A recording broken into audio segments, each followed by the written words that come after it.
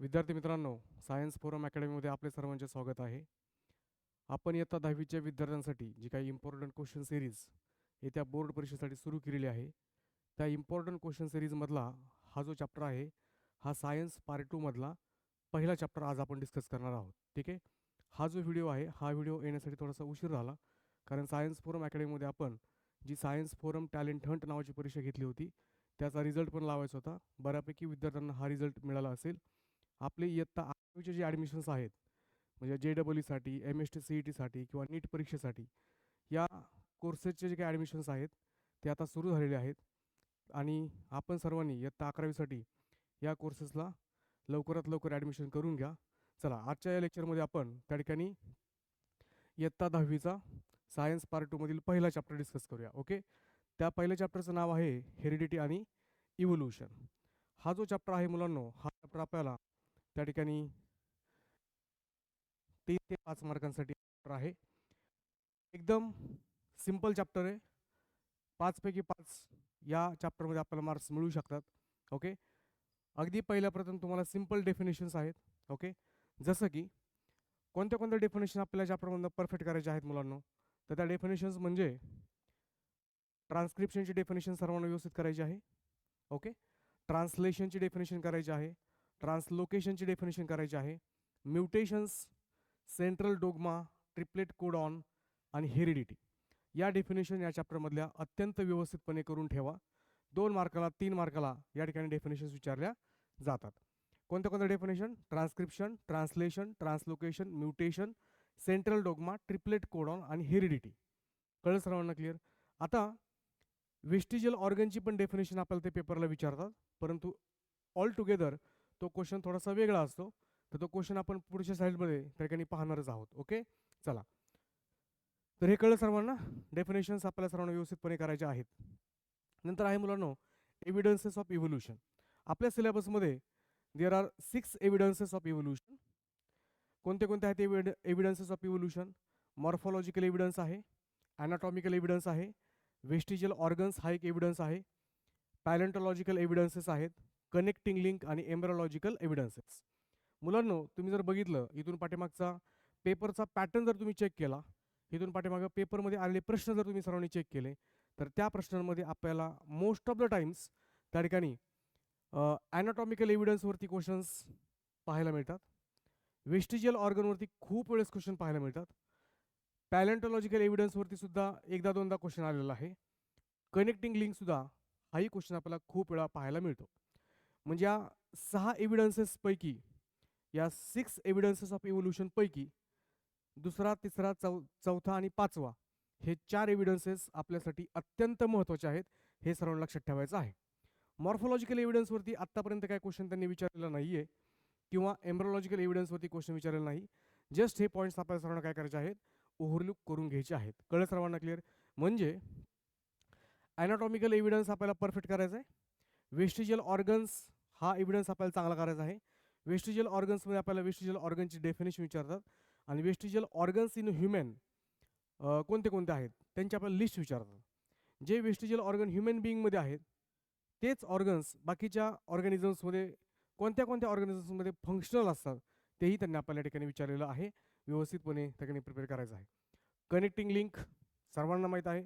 डगबिल प्लॅटिपस, पेरिपॅटस हे जे तुमचे कनेक्टिंग लिंकचे एक्झाम्पल्स आहेत त्याच्यावरती आपल्याला सायंटिफिक रिझन पडतं की हे सांगा की डगबिल प्लॅटिपस इज कनेक्टिंग लिंक. मग काय सायंटिफिक रिझन आहे ते आपल्याला व्यवस्थित लिहिता आलं पाहिजे. हे लक्षात घ्या सर्वांनी. यानंतर अत्यंत महत्त्वाचा पॉईंट या चॅप्टरमधला जर म्हटलं तर Darwin's theory of natural selection. परंतु बरेच विद्यार्थी काय करतात? Darwin's theory of natural selection जी आहे ही थेरी प्रिपेअर करतात. बाय चान्स पेपरला आली तर चांगली गोष्ट आहे, येते, परंतु लक्षात घ्या ही म्हणजे हा जो पॉईंट आहे हा पेपरला येतो, Darwin's theory of natural selection. परंतु डार्विन्स थेरी ऑफ नॅचरल सिलेक्शनचा अभ्यास करून झाल्यावरती त्या थेरीमध्ये कोणते कोणते ऑब्जेक्शन्स त्यावेळेस रेज झाले होते ते ऑब्जेक्शन्स सुद्धा आपल्या ठिकाणी अगदी परफेक्ट पद्धतीने त्या ठिकाणी करायचे आहेत. हे सर्वांनी लक्षात घ्या. आता या व्यतिरिक्त या चॅप्टरमध्ये काय काय आहे मुलांनो? लॅमार्किझमवरती क्वेश्चन आत्तापर्यंत नाही पडलेला, परंतु 2-3 एक्झाम्पल जस्ट ओव्हरलुक करून घ्या. ओके, ठीक आहे. स्पेसिएशनवरती डेफिनेशन आतापर्यंत विचारलेली नाही आहे, परंतु पडू शकते. सिम्पल डेफिनेशन आहे, सर्वांनी व्यवस्थित करायची आहे डेफिनेशन. ओके. आणि नंतर आहे म्हणून ह्युमन इव्होल्युशन. हाही थेरॉटिकल पार्ट आहे, याच्यावरती क्वेश्चन ॲज सच पडलेलं नाही, परंतु मल्टिपल चॉईस क्वेश्चन वगैरे म्हणजे वाईज मॅनचं एक्झाम्पल, ओके, किंवा ही थेरी एकदा जस्ट ओव्हरलुक करा. फुल त्या ठिकाणी फोकस करायची गरज नाही आहे. लॅमार्किझमवरती, स्पेसिएशनवरती किंवा ह्युमन इव्होल्युशनचा जो काही त्यांनी भला मोठा पॅराग्राफ दिलेला आहे त्याच्यावरती जास्त फोकस करायची गरज नाही, परंतु जस्ट ओव्हरलुक करायची गरज मात्र 100% आहे. सर्वांना क्लिअर? म्हणजे एकंदरीत जर आपण बघितलं तर या चॅप्टरमध्ये डेफिनेशन कोणत्या कोणत्या? Transcription, translation, translocation, mutation, central dogma, triplet codon, हेरिडिटीची डेफिनेशन. ओके. आणि त्यानंतर एव्हिडन्सेस ऑफ इव्होल्युशनपैकी या 6 एव्हिडन्सेसपैकी हे 4 एव्हिडन्सेस व्यवस्थित आलेच पाहिजेत. 100% या चॅप्टरमध्ये तुम्हाला सगळेच्या सगळे मार्क्स मिळून जातील. कळलं सर्वांना क्लिअर? तर थोडंसं आपण बघूया की आतापर्यंत कोणते कोणते क्वेश्चन्स त्यांनी आपल्याला विचारलेले आहेत.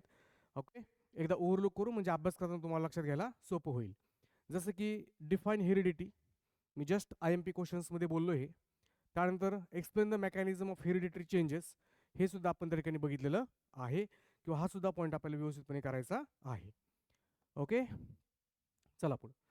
नंतर आन्सर द फॉलोइंग क्वेश्चन, हाही क्वेश्चन आपल्याला 3 मार्कासाठी पडतो मुलांनो. What do you mean by central dogma, transcription, triplet कोडॉनची डेफिनेशन. सो ह्या गोष्टी आपल्याला आल्या पाहिजेत मुलांनो, लक्षात घ्या.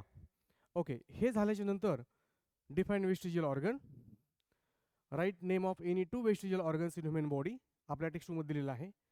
Explain how one human vestigial organ is a functional in another animal.